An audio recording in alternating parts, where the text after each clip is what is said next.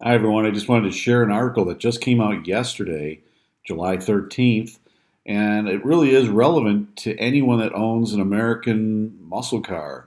And I think it's worth reading. The Insurance Institute of Highway Safety, the latest driver death rates highlighted the dangers of muscle cars, is the title of the article. I don't even own a muscle car, but I aspire to having a Dodge Challenger or maybe a Chevy Camaro, not to leave out the Ford Mustang. And it brings into play the whole idea of having the big V8 versus the V6. I know the muscle cars, you got to have the V8s, got to have that grumble. This is through the model years of 2020. They do this study every 3 years to find out what the total deaths are for a particular model of car and also the cars around them that were involved in the same accident. But it talks about, the 6 of the 21 vehicles that they rated as the highest driver death rates for model year 2020 were the Chevy Camaro, the Dodge Challenger, Dodge Charger, Ford Mustang.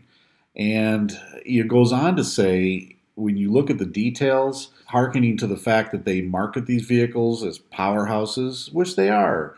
They market them as being sort of like you're the king of the road, and I can't deny it. And I'm also not of that mindset where government needs to protect us from everything. But this is the Insurance Institute for Highway Safety. And if you're not familiar with them, pretty much they're the ones that do all the crash ratings, beyond what the government crash ratings are. This is the one that to me always matters. If their crashes show that the vehicle isn't very worthy of the occupant's safety, the insurance rates that we pay on those vehicles goes up. And in this case, this is why insurance rates are so astronomical on a lot of these high-powered muscle cars. When we go to pay those insurance costs, well, this is going to be why. Number 3 is the Dodge Challenger two-wheel drive. And then you go down a little bit further, you got your Dodge Charger Hemi two-wheel drive. And you got your Chevy Camaro convertible, which I think is interesting because obviously convertible is probably a little less safe than the Chevy Camaro coupe that you see down here. And you got your Chrysler 300 four-wheel drive actually, which that one surprised me. But again, it's probably because of the high-powered engine that's in there. And I'm also curious if they count.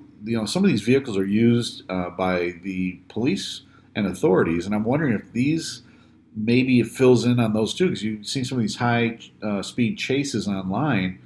Think, well, maybe they count some of those because they do look pretty hairy. But look, they got the Dodge Charger two-wheel drive. What also is interesting is the lowest rates of driver deaths, and they show the cars here. And I find it particularly interesting. A lot of the four-wheel drives are in this lower deaths per vehicle, which I think speaks to the fact that four-wheel drive and all-wheel drive does have some benefits, as it's clearly showing here. But notice on these high rates of other drivers' deaths, look at the cars that are involved.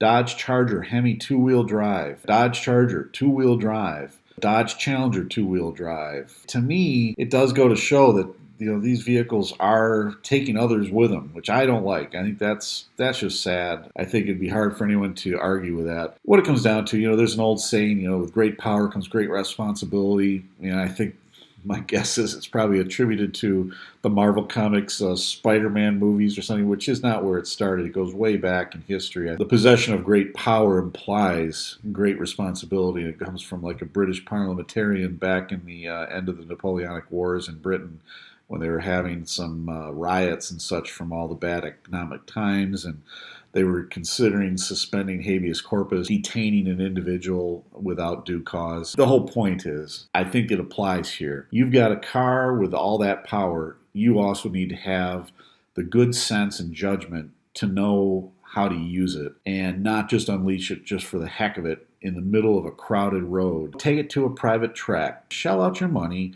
Get your time on the track. Get your time on the drag strip. The on-ramp of a highway, well, sure, you're going to hammer down to get into traffic at speed, and that's where you have your fun. Those little moments like that. But you're still going to try to drive according to conditions. Isn't that what we all learned? Or at least that's what I learned. You drive according to conditions. If you've got one of these, enjoy the heck out of them. Use good judgment. You know that, right? You're an adult. I kind of look at it as saying, are you a man-child or if you're a man? If you're a man, you know how to keep your self-control. Adults, be an adult. And that's what the world needs more of, more adults. We don't need more kids. Plenty of kids out there and too many snowflakes as it is. Let's step up, be adults, treat your cars the way they should be. They're big, beautiful machines. These muscle cars are awesome. This article just shows not enough people are treating them like they should be. I'm going to put the link in there in my description. I hope you will check it out.